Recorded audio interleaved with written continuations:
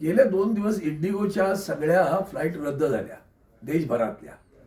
DGCAने काही नियम नवीन आणले आणि त्याच्यामुळे वाढीव स्टाफ पाहिजे किंवा आणखीन वाढीव पायलट पाहिजे. या सगळ्या गोष्टी आल्यामुळे प्रचंड प्रमाणात सगळ्या फ्लाईट रद्द झाल्या. आता त्या रद्द झाल्यामुळे सर्वसामान्य माणसं जी उडानमध्ये असं यांचं म्हणणं आहे ना, हवाई चप्पल पहनने वाला हवाई जहाज से घूमेगा, तो हवाई चप्पल वाले की हालत आज हवाई से इतनी बुरी हुई की पूछो मत. हम जैसों की हालत है, आप सोच लीजिए.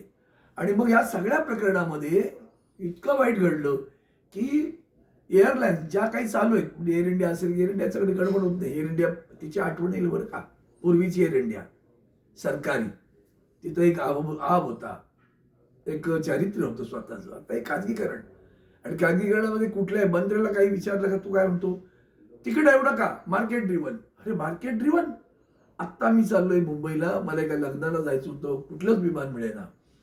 जे मिळालं स्पाइस जेटचं इकॉनॉमीचं, त्याचं तिकीट आहे 62,000 रुपये. आपण विचार करा, सर्वसामान्य माणूस कसा काय गेला असता सांगा बरं, त्याला जर अर्जन्सीने जायचं असेल तर. उडान ही उडान आहे. म्हणूनच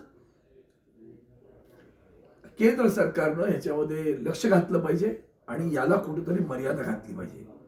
प्रसंग येतात लोकांना, व्यापाऱ्यांची जी प्रवृत्ती आहे खाजगीकरणामध्ये, लुटायचं वेळ आल्यानंतर, माणसं बरेच काय लुटायची वेळ आहे, ही लुटायची वेळ आहे, लुटा. ती लुटण्याची प्रवृत्ती थांबली पाहिजे. यासाठी सरकारनं या सगळ्या एअरलाईन्सवर निर्बंध आणले पाहिजेत, अशी मागणी या निमित्ताने करतो.